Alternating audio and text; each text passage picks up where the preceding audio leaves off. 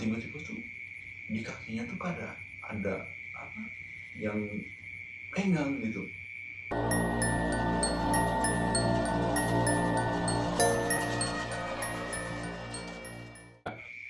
Assalamualaikum warahmatullahi wabarakatuh. Sampurasun, salam rahayu. Kembali lagi di channel Sworo Wongi. Alhamdulillah, pada kesempatan kali ini kita akan menceritakan sebuah kisah dari seorang narasumber yang dirahasiakan identitasnya karena permintaan dari narasumber tersebut. Yang belum subscribe, like, dan share, silakan di subscribe, like, dan share terlebih dahulu agar kita lebih bersemangat lagi untuk membuat konten-konten selanjutnya.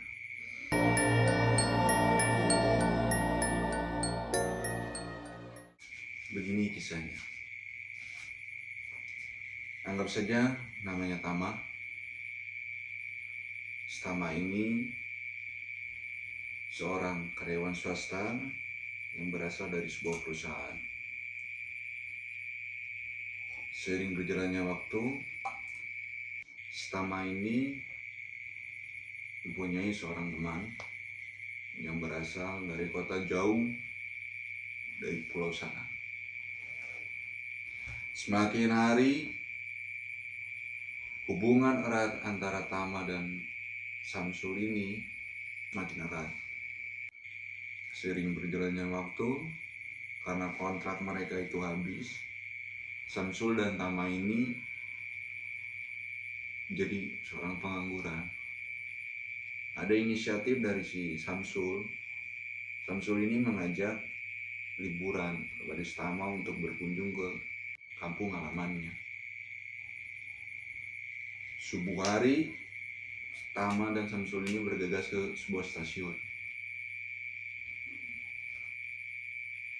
8 jam perjalanan waktu yang ditempuh oleh Tama dan Samsul ini.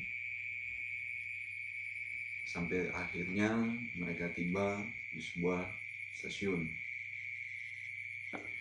Sebuah angkutan umum yang mengantarkan mereka sampai ke sebuah pelabuhan, dan akhirnya mereka pun tiba di pelabuhan,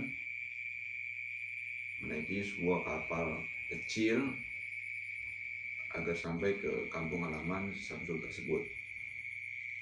1 jam perjalanan waktu yang ditempuh oleh Tama dan Samsul ini menaiki sebuah kapal kecil ke kampung halamannya tersebut. Akhirnya tibalah mereka di sebuah kampung halamannya si Samsul tersebut. Teman-teman Samsul ini menunggu karena sudah lama teman-teman si Samsul ini nggak bersua atau berjumpa sama si Samsul. Dan akhirnya mereka berbincang sampai akhirnya teman-teman Samsul ini nanya ke si Samsul, "Sul, kalau itu siapa?" Samsul langsung menjelasin sama temennya bahwa si Tama ini adalah temennya sekantor dulu.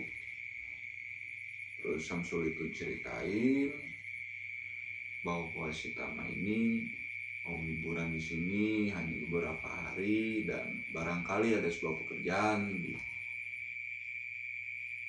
kampung halaman Samsul tersebut. Seiring berjalannya waktu, karena jiwanya si Tama ini adalah jiwa sosial, dia suka ngobrol sana sini. Akhirnya teman-teman Samsul ini semakin dekat nih sama si Tama. Kita main game, main kartu, sampai minum-minuman pun Tama sama teman-temannya Samsul ini menjadi kayak temen yang udah lama banget, kayak seorang sahabat lah kayak gitu. Sampai akhirnya suatu hari si Tama ini tuh diajak sama teman-temannya Samsul. Teman-teman Samsul ini diajak gitaran. Tapi yang jadi rancunya si Tama, gitarannya itu di TPU, tempat pemakaman umum. Karena posisi rumahnya si Tama ini deket, ada jarak 10 meter dari TPU. Akhirnya gitaran lah di situ, karena memang kata mereka itu gitaran di TPU itu enak karena suasananya sepi, nggak banyak orang yang ngobrol sana sini, terus enak juga buat lamun, hening dan lain-lain. Akhirnya gitaran berasa sampai azan maghrib, mereka bubar semua, Stama pun ikut pulang, balik lagi ke rumah si Samsul. Saat sampai rumah, Stama ini berpikir bahwa tanpa disadari, Stama ini tadi waktu main gitar-gitaran di TPU, Stama ini mencium bau busuk. Tapi si Tama gak menceritakan sama teman-temannya karena takutnya si Tama itu mengada-ngada, sampai akhirnya jadi pikiran si Tama bau busuk itu. Selepas azan maghrib jam 8 malam, karena posisinya si Tama itu tidur di lantai 2, si Tama itu lihat kiri kanan sampai dia merhatiin tuh ke arah TPU, karena jaraknya deket ke arah TPU. Stama tuh merhatiin ke arah TPU karena di pikirannya Stama itu bau busuk gitu. Sampai dia lihat kiri kanan gitu kan. Dan gak lama, di jarak 10 meter apa 15 meter, teman-temannya Samsul itu lagi pada ngumpul. Ngajak ke Tama sambil manggil-manggil, Tam sini Tam, kita main gitaran, bakar-bakaran di sini. Nah, teman-temannya Samsul tuh spontan tuh Tama tuh langsung turun. Ke bawah, nyamperin teman-teman Samsul, gitaran, bakar-bakaran. Nah, yang jadi anehnya, yang jadi pikiran Tama ini kan, si Samsul itu pasti ngikut. Samsul ini nggak ngikut. Ya mungkin pikirannya Tama membawa Samsul tuh, mungkin dia capek kayak gitu. Samsul tuh capek kali udah main gitaran di TPU. Akhirnya lah beberapa waktu ya mereka tetap lah gitaran, bakar-bakaran, tawa sini, ngobrol sana, ngobrol sini, ngobrol kota si Tama di sana kayak gimana, terus kota si teman-teman Samsul di sini kayak gimana. Nah, tanpa disadari hujan mulai turun.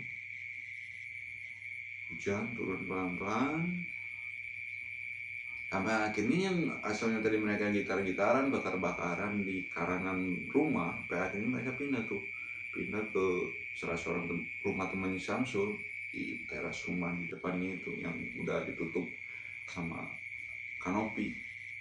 Dia pindah ke situ, diam di situ. Nah, si hujan itu bukannya makin reda, justru malah makin gede. Petir sana sini, duar sana sini. Tama tuh bingung. Aduh, keadaan udah malam, Tama mau pulang nggak bisa, hujan gede. Diem payung di rumah temennya Samsul itu nggak ada payung. Makin bingung Tama. Soalnya Tama nggak enak sama kakaknya Samsul. Tamu kok nyampe pulang malam kayak gitu, sedangkan Samsulnya kan ada di rumah gitu. Nah, akhirnya lah Tama tuh sampai nungguin hujannya reda. Bukannya hujannya reda, Justru hujan malah makin gede lagi, petir sana sini ditambah lagi listrik mati. Nah itu sama makin bingung, posisi waktu udah malam banget justru. Jadi sama itu pamit pulang lah sama teman-temannya si Samsul, karena kondisi memang udah malam banget. Nah akhirnya sama jalan sambil merayap nih, karena posisi kan udah malam banget nih, otomatis orang-orang udah pada tidur di sana, nggak ada yang nyalain lilin atau apalah kayak gitu. Nah akhirnya nyampe lah tuh di rumah Samsul tuh, ketok lah tuh pintu, Assalamualaikum, Assalamualaikum, Assalamualaikum, sampai 3 kali tuh, sampai 3 kali nggak ada yang nyangut. Pertama tuh diem aja di teras, sampai akhirnya ada yang buka tuh pintu, pertama spontan, ini siapa ya? Ini Isal mas. Nah si Isal ini temen Samsul juga. Akhirnya masuk lah, Samsul mana? Tanya sama ke si Isal, Samsul tidur mas, itu di kamar. Posisi kan di bawah itu kan ada kamar 2 ya, yang satu kamar mbaknya, satu kamar Samsul. Nah kalau sama teman-temannya si Samsul tuh tidur di lantai 2 gitu. Masuklah tuh sama kamar Samsul, bangunin sama Sul, bangun Sul, ada lilin nggak? Terus Tama nanyain itu, gak dijawab-jawab tuh sama Samsul kayak orang mati, sumpah.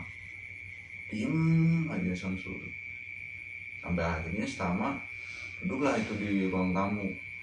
Diem kayak gini kan, dia soalnya mau naik ke atas, posisinya gelap, terus harus naik tangga lagi, tangga itu kan dari kayu, susah lah gitu.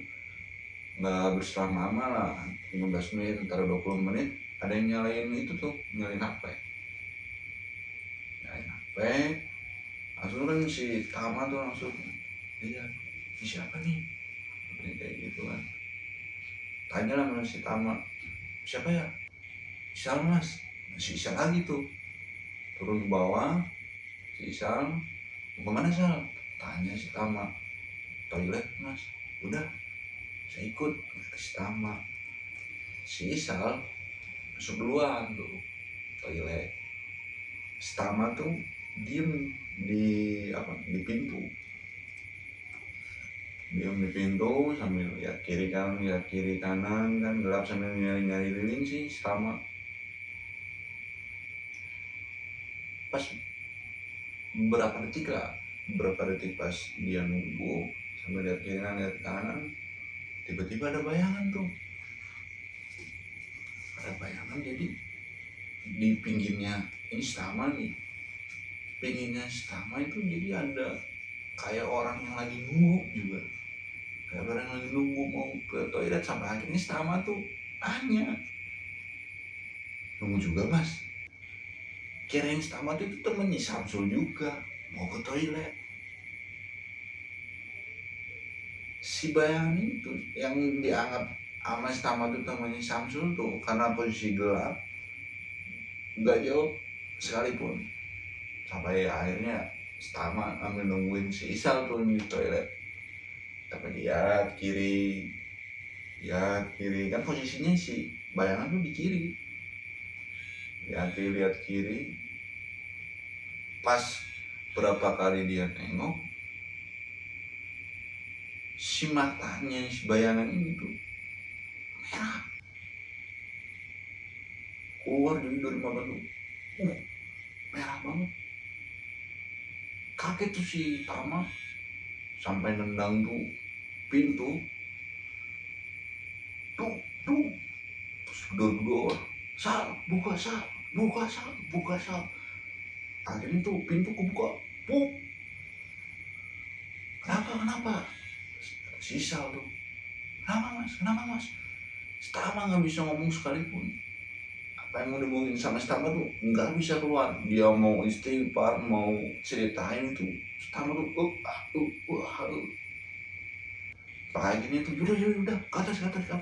Nah naiklah ke atas. Nah ceritain lah masih Tama masih Sal bahwa tadi tuh pas dia nunggu si Sal di toilet, si Tama tuh ngeliat bayang itu. Nah si pikirnya si Sal itu mungkin pakai ada kresek ngegantung apa kayak gimana, jadi kelihatan matanya merah kayak gitu. Wah Tama tuh nggak bisa diem lah ya, aduh gelisah sana sini tetap gelisah. Nah, sampai akhirnya si Sal tuh nyuruh si Tama udah jangan dipikirin, tidur aja kayak bisa. Akhirnya si Tama tuh ikut saran si Sal lah, akhirnya dia tiduran. Nah pas tiduran tuh jadi kan ini kan posisi tangga nih ya, ini posisi tangga. Nah si kepalanya si Tama tuh di sini nih, ini tangga, ini kepalanya si Tama. Otomatis jadi kalau dia kepala di sini, si kakinya tuh loncat ke tangga gitu. Nah sedangkan kalau si Sal tidurnya sebelah sana. Nah pas si Tama itu lagi tiduran, ya dia usahain buat tidur bener nggak kepikiran apa-apa. Nah tiba-tiba tuh di kakinya tuh ada apa yang pegang gitu. Nah kirain si Tama tuh itu semut atau kecoa kayak gitu. Lama kelamaan tuh si kakinya tuh dipegang tuh sampai ke betis. Jadi kayak ada kuku yang tajam gitu di kakinya si Tama tuh. Tama tuh kaget kan, langsung lari kakinya gitu. Astagfirullah. Tapi Sal juga bangun. Kenapa lagi mas? Kenapa lagi? Nanya lagi sih. Ini kayak gini nih kaki saya kayak gini. Dilihat sama si Sal di center gini. Gak ada apa-apa. Tama tuh makin gelisah. Nah sampai akhirnya Tama tuh dia tuh di jendela. Jadi jendela yang ke arah luar itu, ke arah rumah-rumah warga, diem aja di situ dia ngelamun sambil ngajak ngobrol si Sal. Takutnya si Sal tidur, mikirnya si Tama bentar lagi ajan subuh nih, gak akan mungkin ajan subuh ada yang kayak gini yang lagi, mikirnya si Tama kayak gitu. Pas dia lihat ke arah rumah-rumah warga, tiba-tiba deh atas warga tuh jadi ada sosok bayangan putih, terus pegang bayi, rambutnya panjang sambil sambil kayak gitu. Atau makin kaget sambil bangun si Isa lagi. Sal, lihat itu Sal, itu lu lihat nggak? Si Isa tuh nggak lihat sama sekali, tapi si Tama jelas banget tuh lihat. Wah si Tama tuh diteror sana sini, sampai akhirnya tuh dia pikiran semrawut, dia mau kayak gimana, dia nggak bisa apa-apa. Nah datanglah ajan subuh. Kalau di sini bilang kan ada ajan subuh awal yang jam 3 sama nanti ajan subuh jam 4:30. Masuklah itu ajan subuh awal mulai Tama tuh mulai ngerasain tenang kayak gitu sampai akhirnya dia bisa tidur tuh. Nah besok paginya Tama ceritain lah sama Samsul, lu kok gua bangunin kemarin lu nggak bangun, nggak ada yang bangunin, kata Samsul. Orang gua tidur kok, lu tidur di mana? Tidur di bawah di kamar. Iya gua masuk ke situ, tapi gua bangun dulu sampai lu di badannya gitu, lu nggak bangun. Nggak ada kok, gua nggak kerasa, kata Samsul ngomong kayak gitu. Emang ada apa? Nggak, kata Samsul nanya kayak gitu. Tama tuh ceritain bahwa dia diteror semalaman itu kayak gini kayak gini kayak gini. Nah Samsul tuh bilang bahwa di sini tuh memang kayak gitu adatnya katanya. Jadi siapapun yang kunjung ke kampung situ itu pasti selama seminggu pasti ada kejadian yang kayak gitu. Nah terus ceritain lah lagi sama si Tama tuh waktu dia nyium bau kayak gitu. Terus ternyata si Tama tuh sebelumnya tuh sempet salah juga tuh. Salahnya apa? Jadi pas di TPU itu pas dia nyium bau, si Tama tuh menggerutu dalam hatinya bahwa ini kuburan bau banget sih. Wah ini orang matinya nih kewajar ya gitu, matinya banyak dosa nih.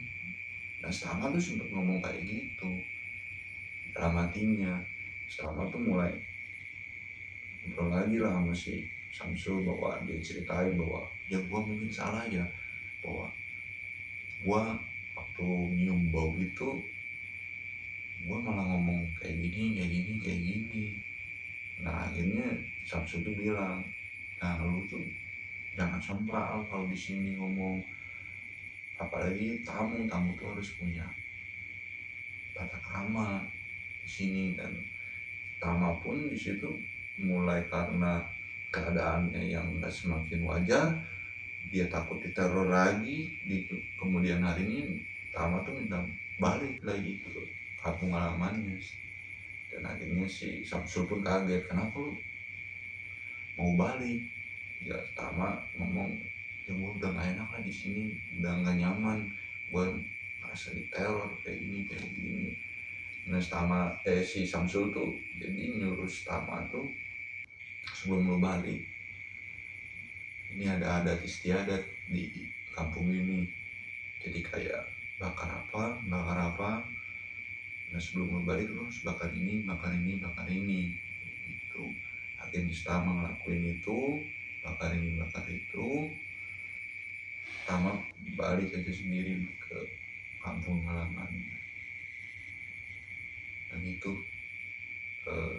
sahabat SW, cerita dari seorang narasumber yang telah dikirim pada kita.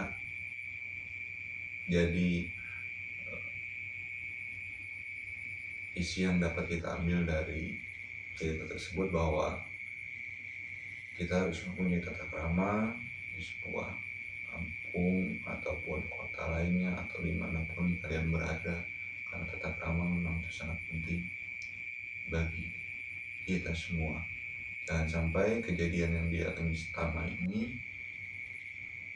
di kemudian hari terjadi di sahabat-sahabat semua. Terima kasih telah menonton channel ini.